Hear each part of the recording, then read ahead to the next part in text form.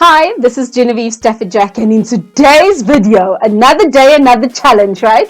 And in today's video, we're going to be talking about, do I really need a real estate agent to buy or sell property? Well, that's a magical question, but I first want to make this disclaimer.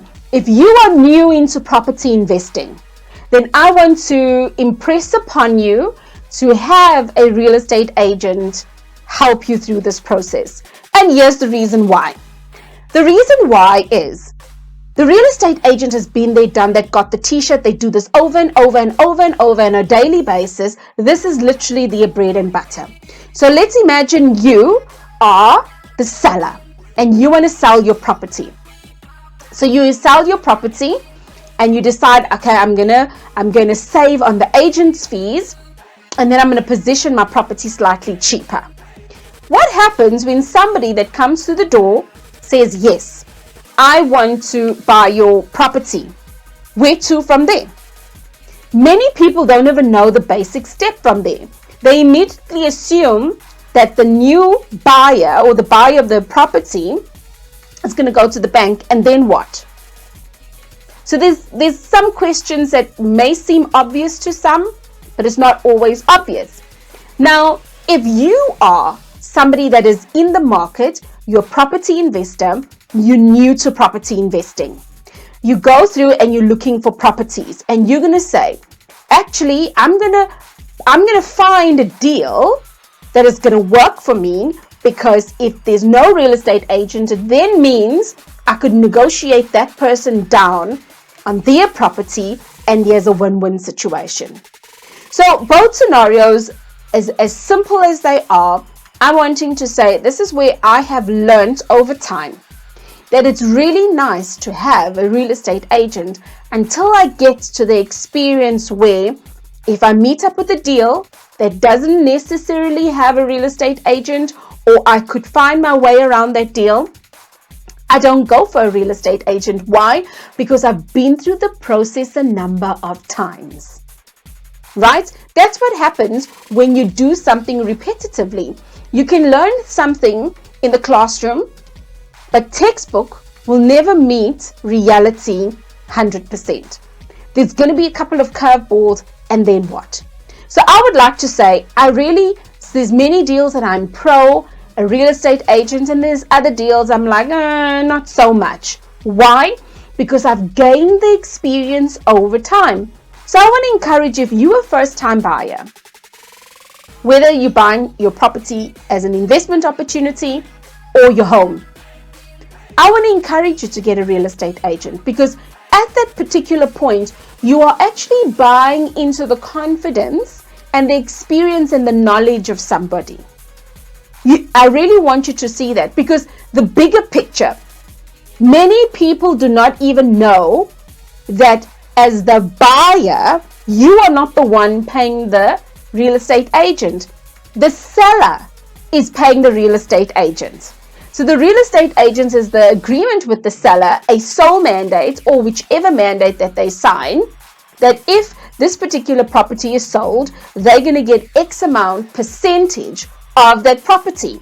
So if you're a first-time buyer as a real estate investor or as a first-time home owner, why are you fretting about a real estate agent? Because the real estate agent really is there because the seller said, sell my house. So the other things that I would really like to highlight is this. Real estate agents, for most, a lot of them know the area.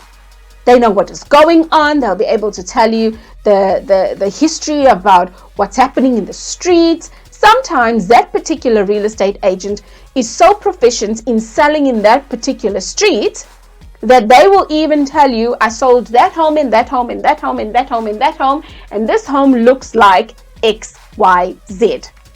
So I find that in certain circumstances, it is beneficial to have a real estate agent, but in other circumstances not. So if it's your first time buying a property, work with the real estate agent. I want to leave you with some food for thought today with today's video. I read a book called The Millionaire Real Estate Investor. Do you know what was interesting about the stats that Gary Keller highlights in this particular book? He mentions that it's over 80% of investors get their deals via real estate agents. And I know there's some people that were like, oh, I don't like real estate agents, da da da da da. And there's others that are like, oh, I love real estate agents, da da da da. The bottom line of life is this: you're going to like some things that people do, and you're going to dislike things that others do. I've met a lot of real estate agents that have been so patient with me that has literally walked me through certain processes that I myself got stuck in, right? And then there's other real estate agents I call and I just never hear from them ever. I pitch up at a viewing and they just don't ever pitch up. So in real estate investing, property investing, you are going to find all sorts of people just like you find in your current job. Real estate investing, many people make it sound romantic. I believe there's nothing romantic about it, because the reality of life is that whatever you meet up in the job that you are currently in right now, you're going to face similar hurdles regardless of where you go into, because you're going to be dealing with people. So you need to weigh the pros and cons. Is having a real estate agent a good thing for me? Yes, if you're a first-time buyer, first-time property investor, and you really want to buy somebody's knowledge, their expertise, their experience, their confidence in what they're doing, and actually understand the process of people that have been there, done that, got the t-shirt. Because just think about this. You know, there's this is one of the misconceptions I have found during coaching or just general conversation, is that it's so easy to be a real estate agent. All they have to do is show off somebody's house and fill out an OTP, which is an offer to purchase. And I just think that is so far from the truth. It's not even funny. That people see the output. Very seldom do they see the input that actually got the person from point A to point B. So that is my opinion and experience about, do I really need a real estate agent?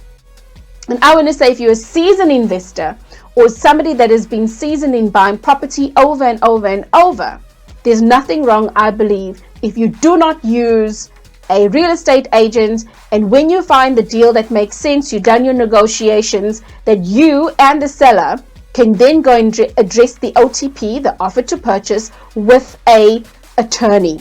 And you literally go straight through to the attorney, agree on the same attorney, I say, because then at the end of the day, that attorney can do everything once off, and you'll be always notified where your actual deal is in the pipeline of things.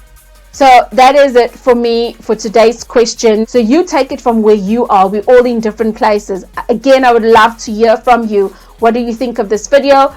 Put your pointers down below. Communicate with me. Let's have that conversation. Let's have that engagement, because I would love to learn also from you and your experiences of what you go through, and if this potentially was a question on the top of your mind. So I look forward to seeing you. You take good care.